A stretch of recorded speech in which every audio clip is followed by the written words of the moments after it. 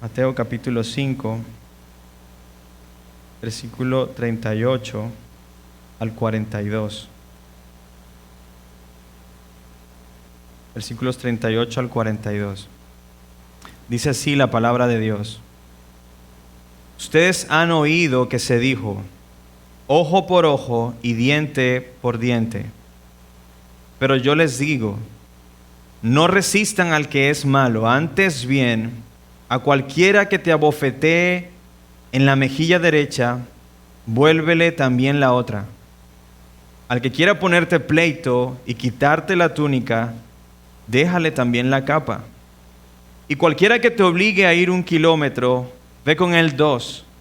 Al que te pida, dale. Al que desee pedirte prestado, no le vuelvas la espalda. Amén. Esa es la palabra de Dios. Acompáñenme a orar, por favor.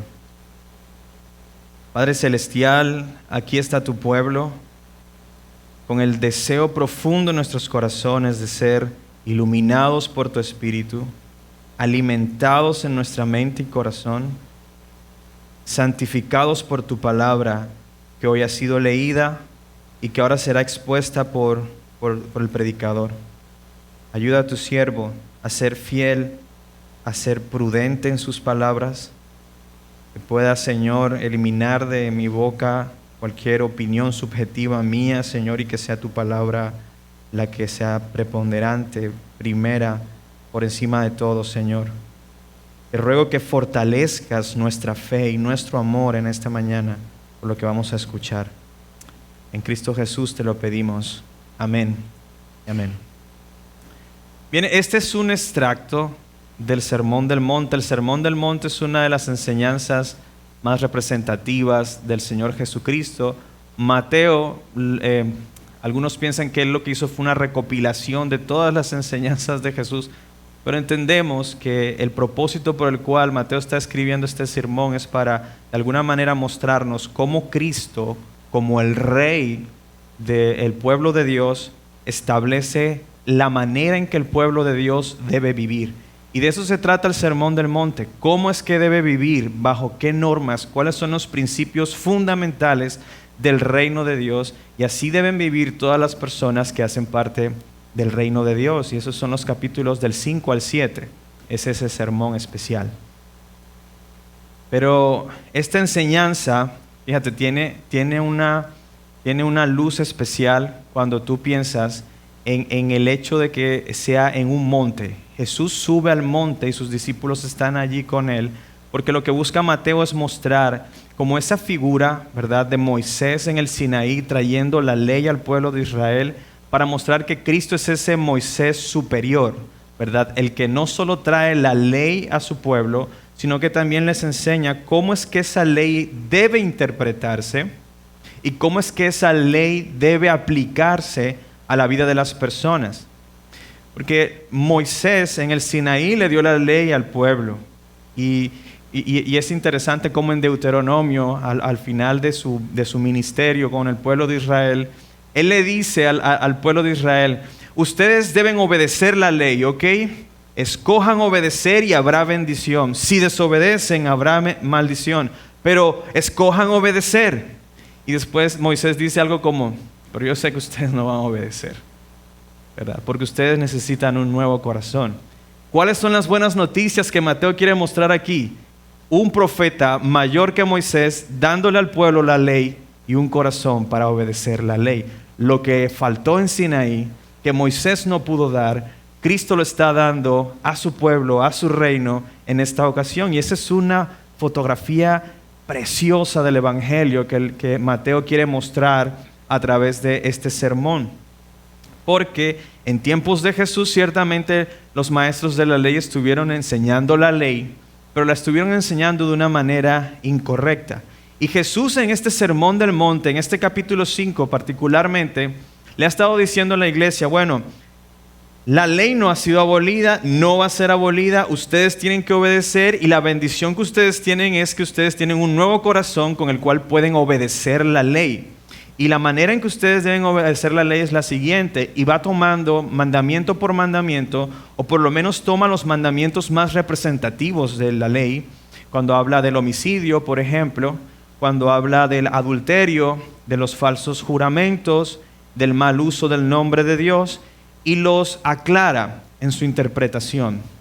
Y les va mostrando a su pueblo cómo es que ese mandamiento no es tan sencillo como parece, sino que es mucho más sublime y alto, con el propósito de que cada uno de los que estaban escuchando en ese momento dijeran: caramba, es imposible obedecer ese mandamiento sin un nuevo corazón. Pero si tenemos un nuevo corazón, uno que Dios ha hecho de nuevo, podemos obedecer.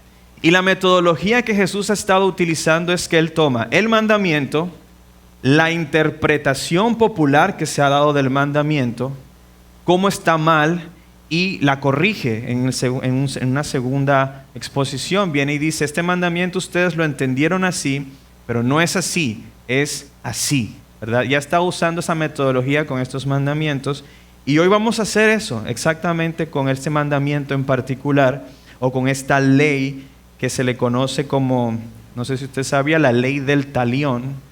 Se le llama ojo por ojo, diente por diente, y que es muy popular incluso en nuestros días.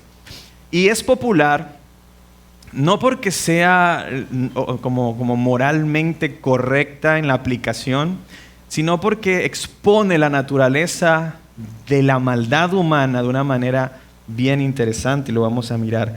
Entonces, en ese sentido, y siguiendo la estructura de nuestro pasaje, lo que vamos a hacer es que vamos a mirar entonces la enseñanza de la ley respecto a la venganza, cómo eso está mal, y en segundo lugar, cómo Jesús la corrige y la aplica para su iglesia. Y eso es lo que vamos a hacer a continuación.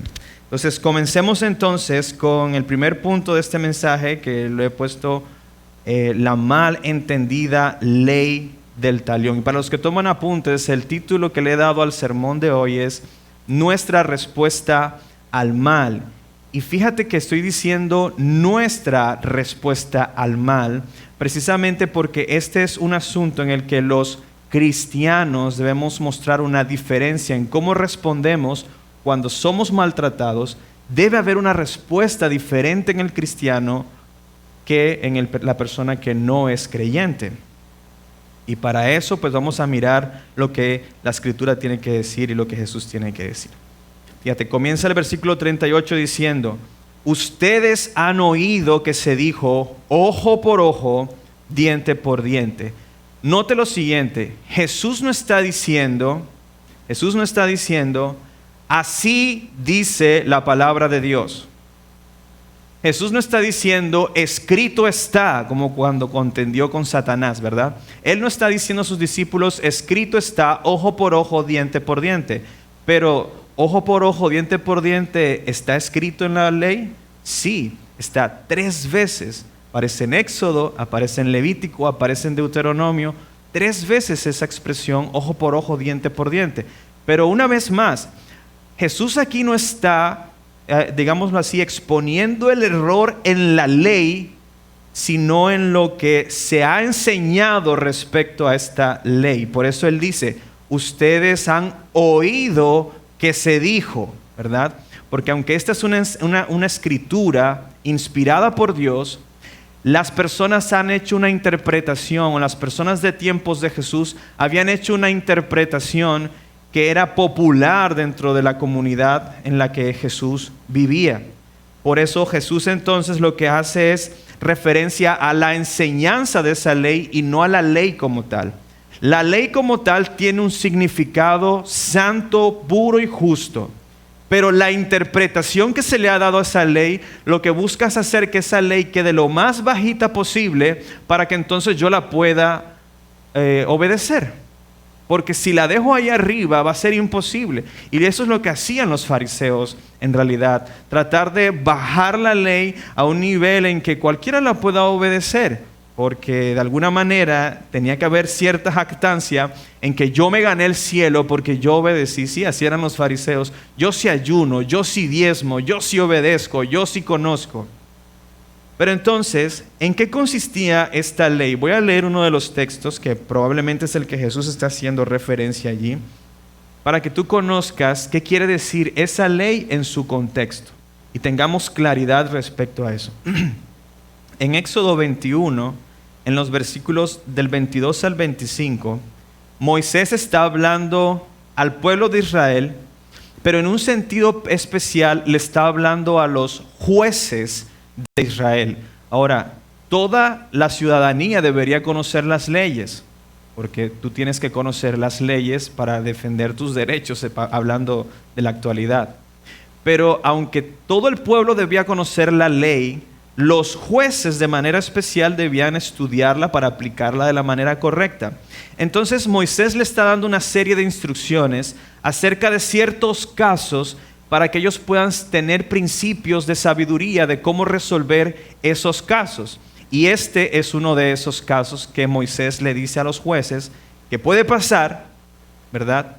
Que puede pasar y cómo lo pueden resolver. Dice la Escritura: si algunos hombres luchan entre sí y golpean a una mujer encinta y ella aborta sin haber otro daño, ciertamente el culpable será multado según lo que el esposo de la mujer demande de él. Fíjate que es un caso en particular. Es un caso incluso que no tiene por qué ser cotidiano. Es un caso en el que dos personas están peleando y que hace una mujer encinta en medio de la pelea de dos hombres. O sea, no es un asunto que debía pasar todo el tiempo.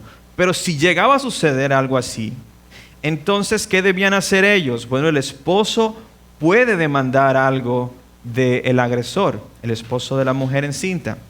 Pero fíjate que dice allí: pagará según lo que los jueces decidan.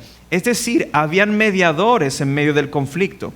No era que el esposo de la esposa, de la mujer que fue violentada, él entonces iba a pedirle: me tienes que restituir y sí, o aquí va a haber problema. No, había un juez mediando. El juez analizaba el caso.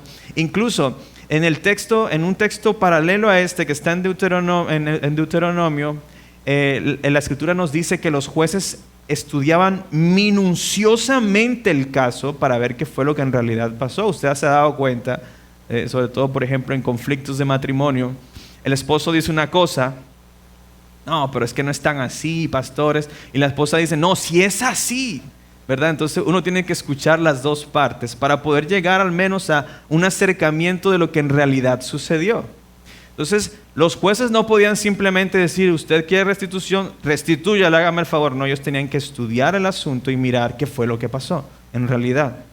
¿Y qué debían hacer los jueces? Dice: pero si hubiera algún otro daño, entonces pondrás como castigo. ¿A quién le está diciendo? A los jueces.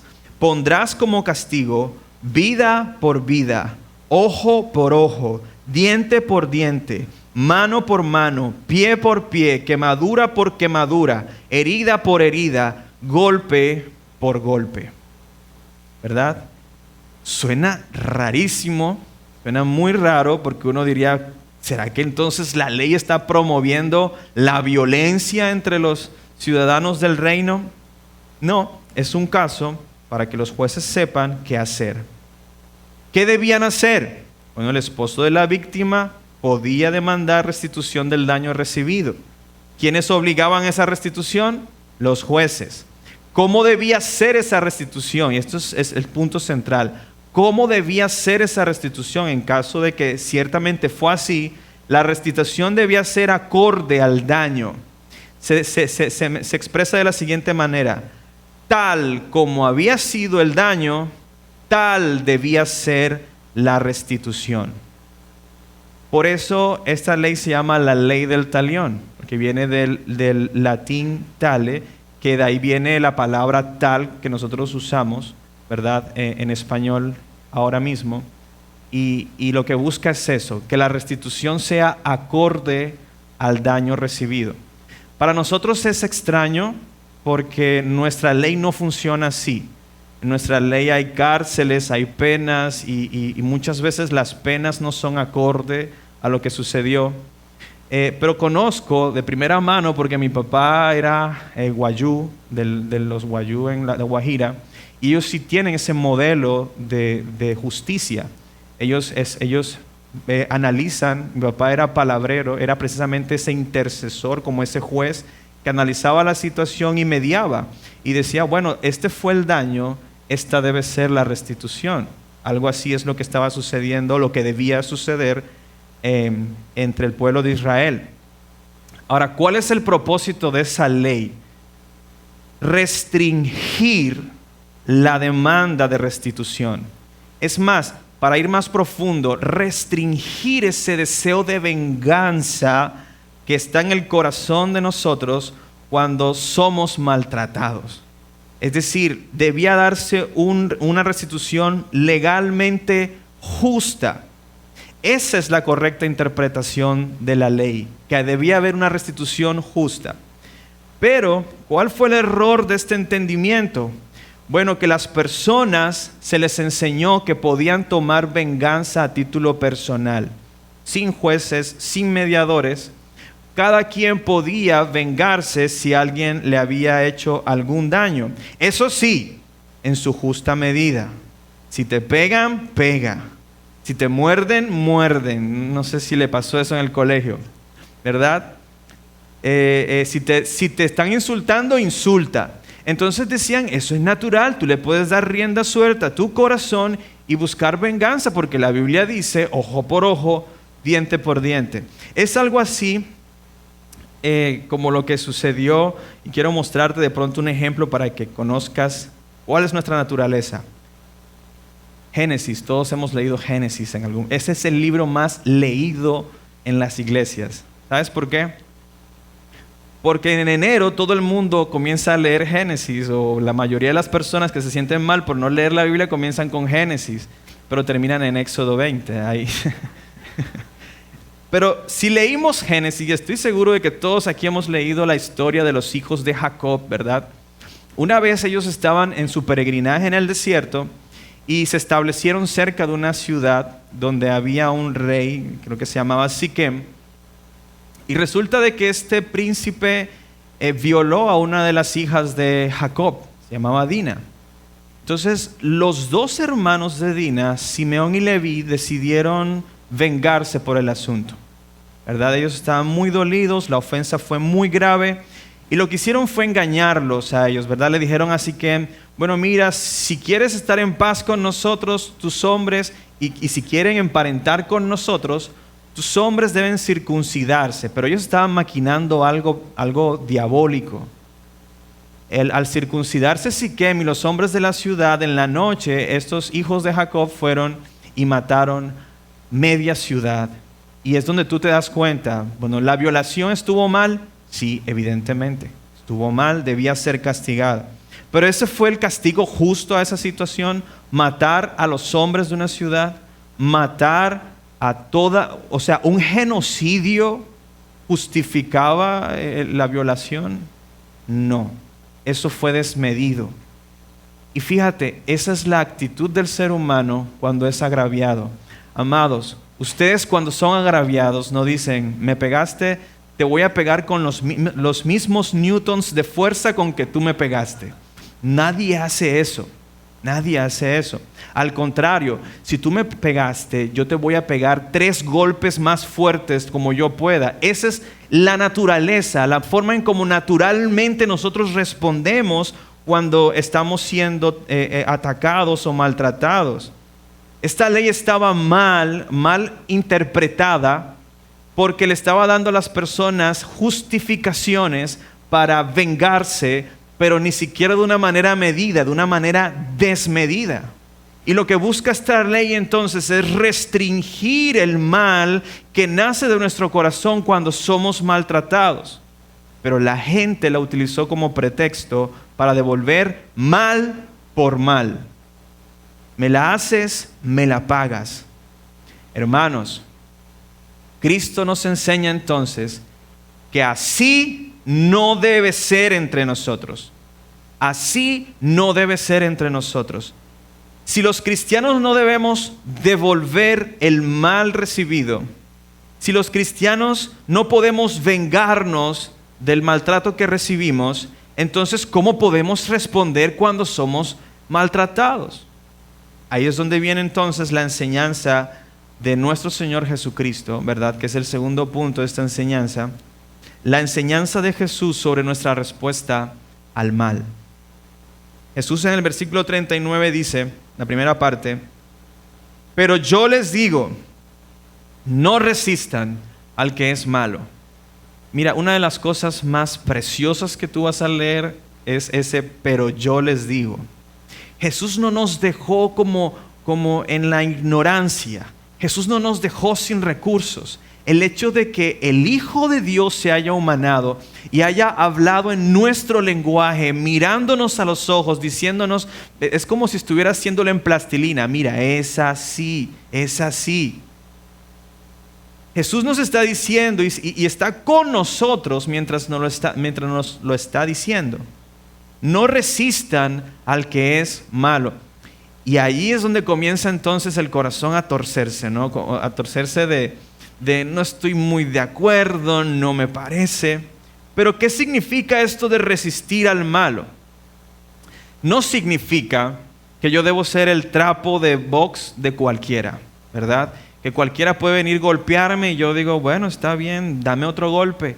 No es que si yo veo que mi familia y yo estamos en peligro de muerte, yo no voy a hacer nada. No hay que resistir el mal. No. No resistir al que es malvado significa no responder de una manera malvada al mal.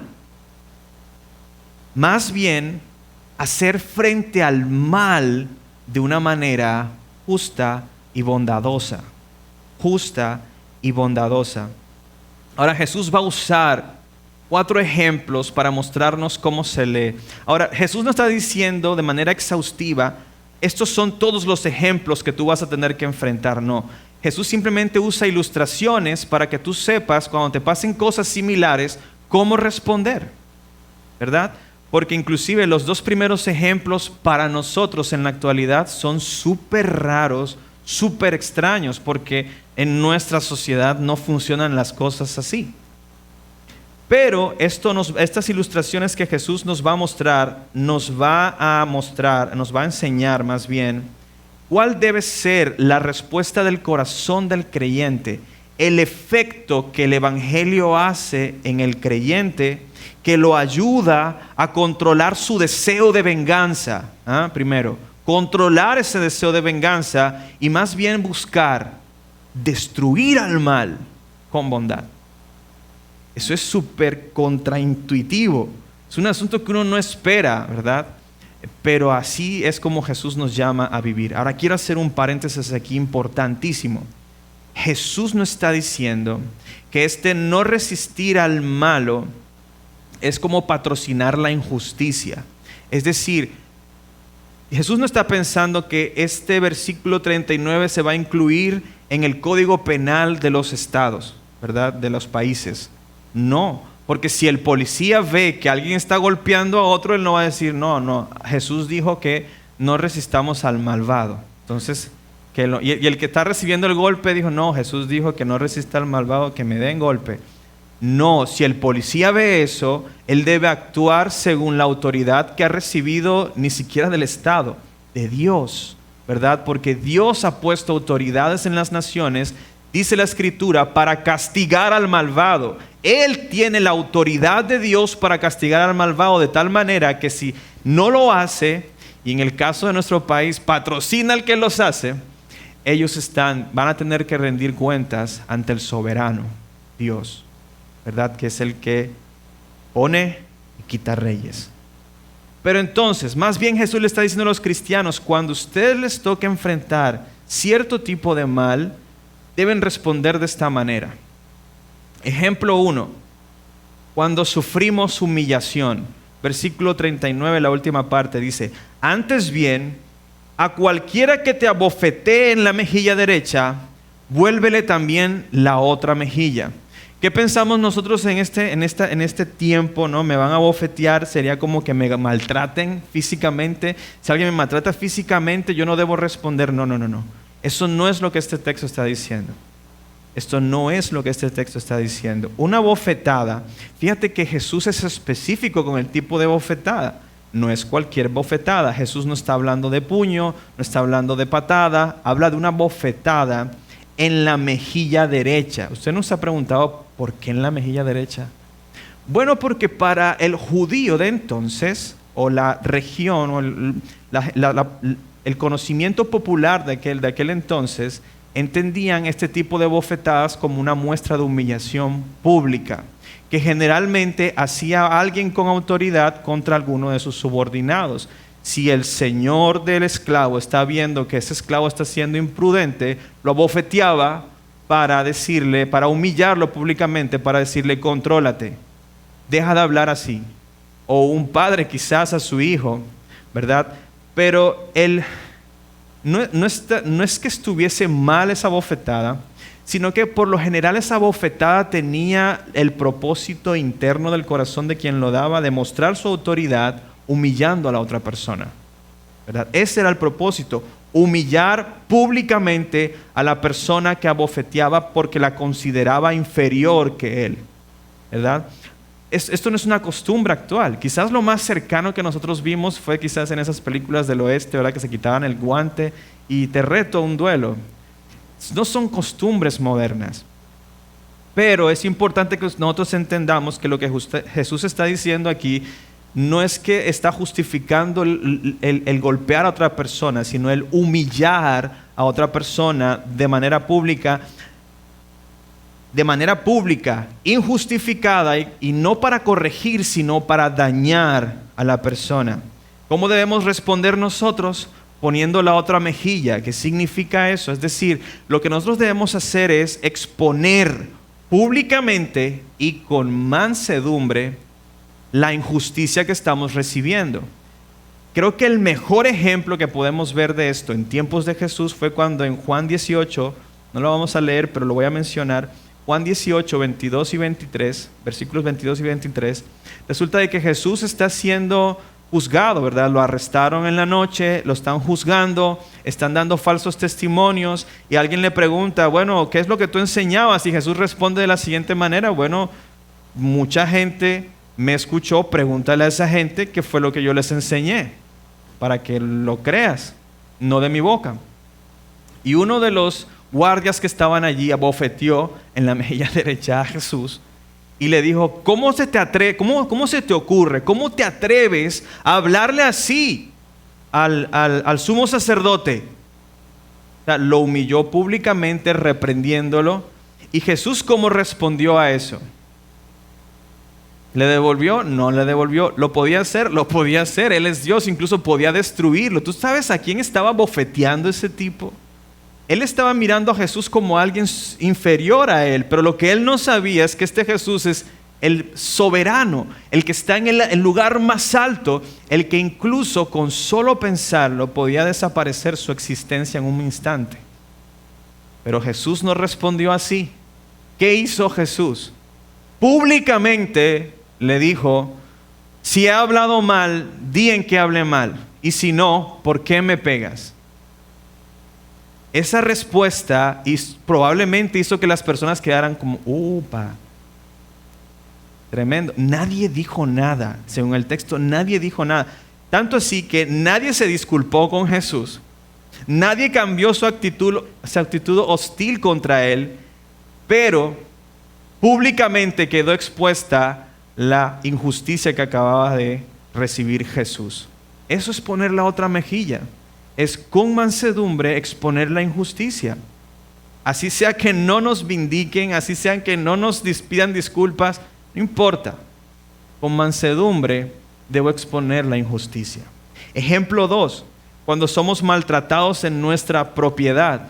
Dice el versículo 40, al que quiera ponerte pleito y quitarte la túnica, déjale también la capa.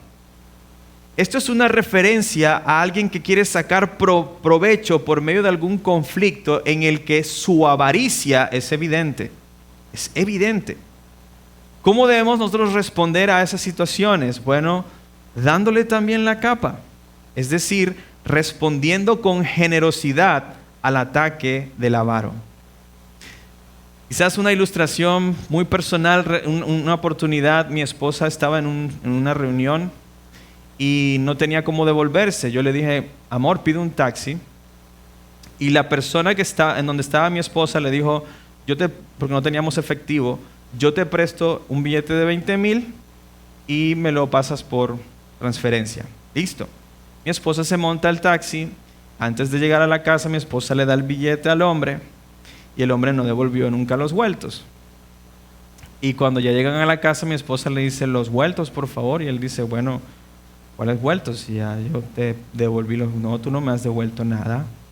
No, tú me pagaste los 6,000 pesos que cuesta el taxi allá y yo no tengo acá más. No, sí, yo te entregué un billete de 20 y el tipo le dijo, mira, este es el único billete de 20 que yo tengo y yo lo tenía antes de que tú te montaras.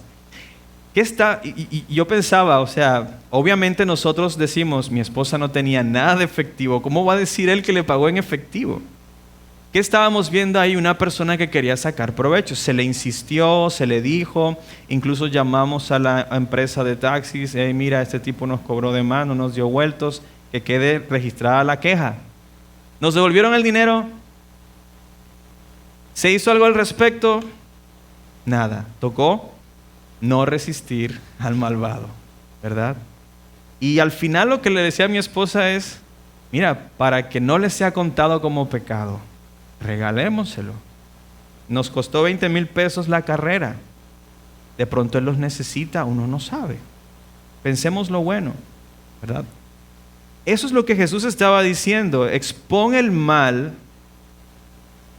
prefiriendo en este tipo de situaciones tu paz, ¿verdad? Por encima de las cosas materiales. A nosotros no nos va a ser más rico o más pobre esos vueltos. De pronto él los necesita. Que el Señor los use para bendición de ese hombre, ¿verdad? Pero preferimos estar en paz y no en conflictos. Que no se diga que la esposa del pastor formó un bochinche en la empresa de taxi, ¿verdad? Esa no es la forma de actuar, ni siquiera de la esposa del pastor, de ningún cristiano, ¿verdad? Esto es difícil, hermanos. Esto es duro. Ejemplo 3. Yo creo que va subiendo el nivel de dolor. Cuando sufrimos abuso de autoridad. Dice el versículo 41, y cualquiera que te obligue a ir 1 kilómetro, ve con él 2. Esta era una forma en la que los soldados del ejército romano abusaban de su autoridad, obligando a las personas de las regiones que ellos conquistaban a que le cargaran los equipos militares y de construcción que ellos usaban en las carreteras. Entonces, ellos hacían uso de estas formas para abusar a las personas, ¿verdad? Algo así vemos que sucedió con Simón de Cirene, ¿no? Lucas nos cuenta que en el camino a la cruz, Jesús llevaba su cruz, no podía más con ella, y un soldado lo que hizo, le dijo a Simón, ayúdalo a cargar la cruz. No le dijo, por favor, tú podrías ayudar a este pobre hombre que mira, no tiene fuerza. No le dijo así. Le dijo, oye tú, coge, ayuda, lleva allá. Te estoy dando una orden. Simón le tocó obedecer. Eso es abuso de autoridad. Pero ante el abuso de autoridad, ¿cómo debemos responder? Yendo 2 kilómetros, ¿verdad? La segunda milla. Siempre se nos habla de la segunda milla como para productividad y esas cosas, ¿verdad? Pero Jesús no está hablando de productividad. Jesús está hablando de cómo responder con bien al mal recibido. Si hemos sido abusados por quizás el gobierno con impuestos injustos que son abusivos, ¿cómo debemos responder? Mirando al Señor y sirviendo con nuestros impuestos de manera honesta. Honesta. O cuando el jefe nos carga con algo que no corresponde al trabajo y quizás no nos lo van a retribuir o restituir. ¿Cómo debemos hacerlo? Debemos hacerlo de tal manera que nuestra generosidad, nuestra amabilidad sea evidente, ¿verdad? Exponiendo así al que está siendo injusto su propia injusticia. Trata de pensar en un soldado romano que obliga a alguien a llevar sus equipos durante 1 milla. Y cuando llegan a la milla le dije, déjalo ahí. Y el cristiano le dice, no, yo quiero ayudarte. Yo quiero ayudarte porque si me pediste ayuda es porque necesitas ayuda. ¿A dónde vas? No, voy 1 milla más. Bueno, yo te la llevo hasta allá. Yo puedo. Tengo otras cosas que hacer, pero quiero servirte, quiero ayudarte. ¿Cómo cree usted que se siente este soldado? ¿Verdad? Inclusive entiendo, por lo que he leído de la historia en ese tiempo, que si un soldado abusaba y llevaba, esta era una forma en que se evitaba el abuso, supuestamente, no debía obligar a alguien a llevar más de 1 milla sus equipos. porque ya eso era abuso. Entonces, llevarla a 2 era decir, a mí no me interesa el abuso, yo quiero servirte a ti, que tienes esa necesidad. ¿Sí ves el corazón generoso del creyente en este tipo de circunstancias? ¿Será que el soldado se va a convertir? ¿Será que el jefe se va a convertir? ¿Será que el que me está buscando pleito se va a convertir? ¿Será que el que me está maltratando y humillando públicamente se va a convertir? No lo sabemos. Lo único que nosotros debemos tener presente es que Dios nos está mirando. Y en este último ejemplo es probada precisamente el corazón del cristiano, la intención del corazón del creyente. Fíjate cómo dice el 42. Al que te pida, dale. Y al que desee pedirte prestado, no le vuelvas la espalda. Amados, aquí Jesús no cambió de tema. Está hablando de lo mismo. Está hablando de alguien malvado, alguien que te ha hecho mal, pidiéndote. Alguien que te ha hecho mal, pidiéndote prestado. Es decir, cuando alguien que te ha hecho mal y sabe que te ha hecho mal, se acerca a pedirte prestado, créeme, debe tener una necesidad muy grande. Muy grande. Y eso es lo que Jesús está mostrándonos a nosotros. Si eso llega a suceder, si en algún momento el que te está maltratando o la persona que ha sido injusta contigo se ve en una necesidad en la que tú le puedes servir, hazlo. Hazlo. ¿Cómo debemos responder? Con generosidad. Yo creo que aquí es donde está el ejemplo más grande de todos.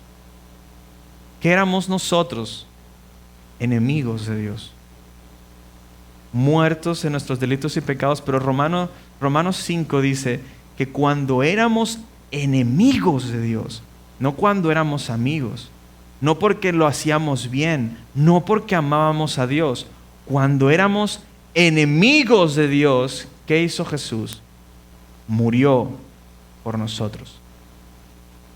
¿Cómo nos vio Jesús? Enemigos, sí. Hostiles, sí. Rebeldes, sí. Malvados, sí.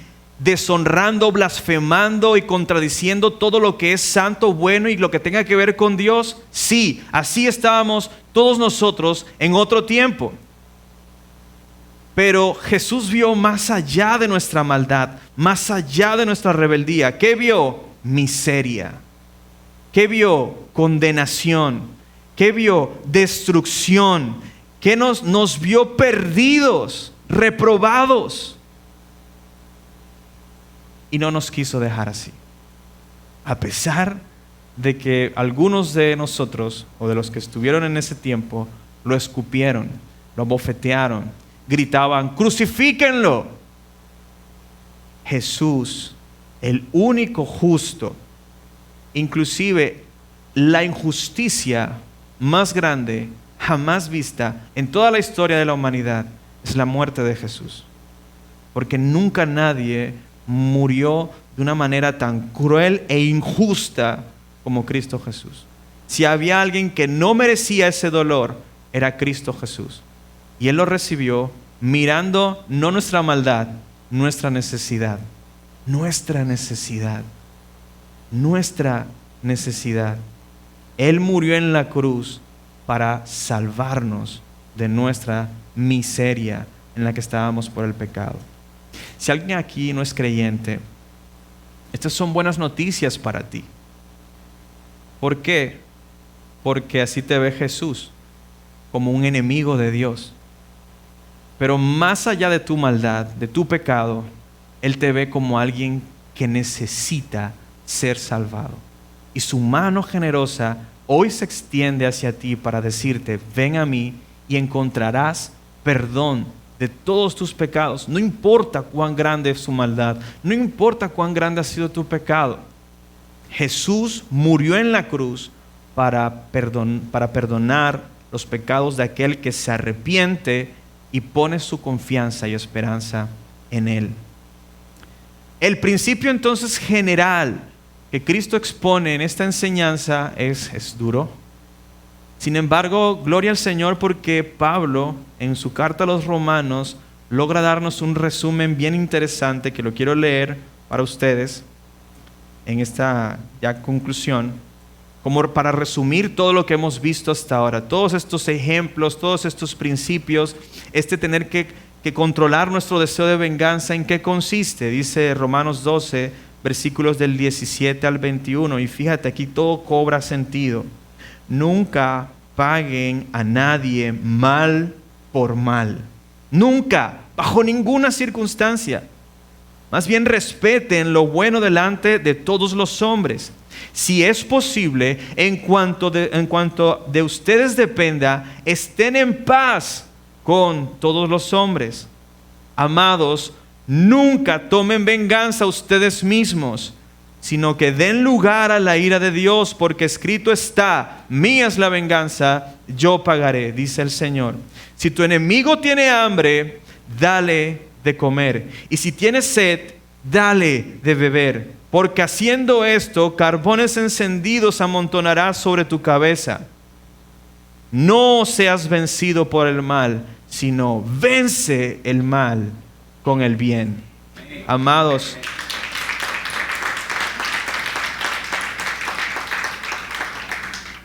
este es un mandamiento que solo los cristianos podemos y debemos hacer. No es una opción, no es un consejo de vida. Este es tu deber como cristiano.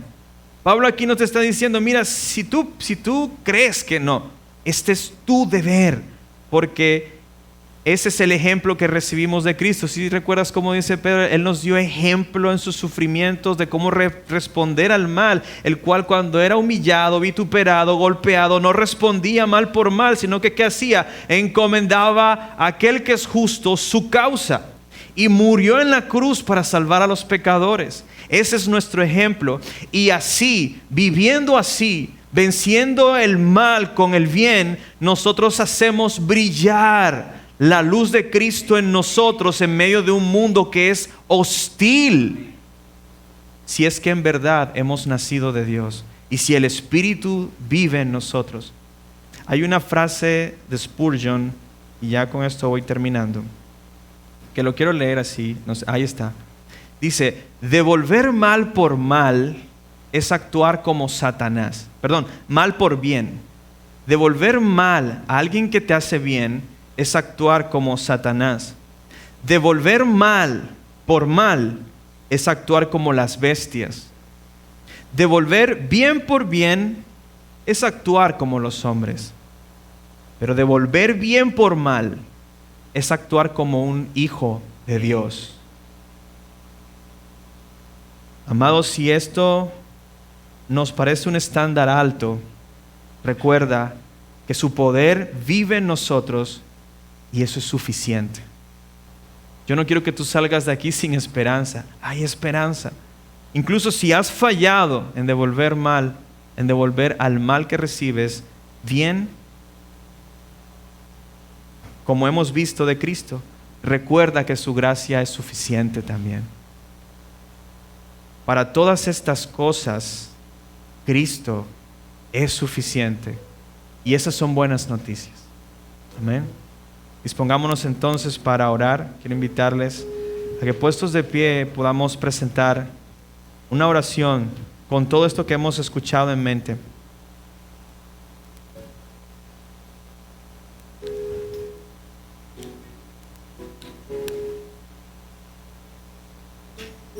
Inclina tu rostro un instante. Señor, ¿quién es apto? ¿Quién puede decir, yo he cumplido estas cosas? Nadie en este auditorio, Señor. Porque nuestro amor es frágil, Señor. Porque nuestro amor es débil.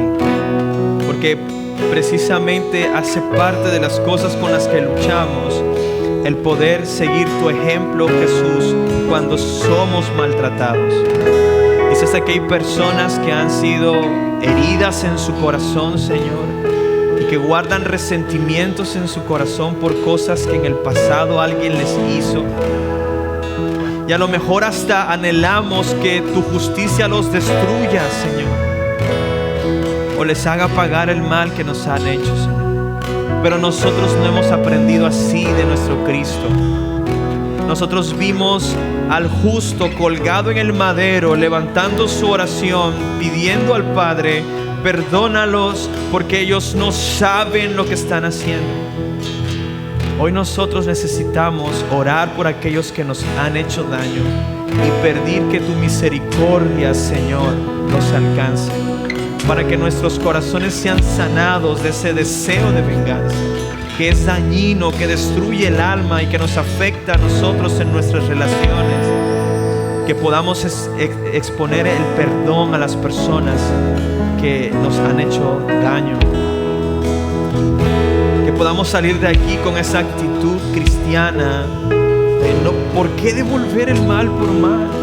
Estaríamos siendo semejantes a los que nos dañaron. Más bien, como Cristo, quien nos ha bendecido, debemos responder con bien siempre, siempre, Señor.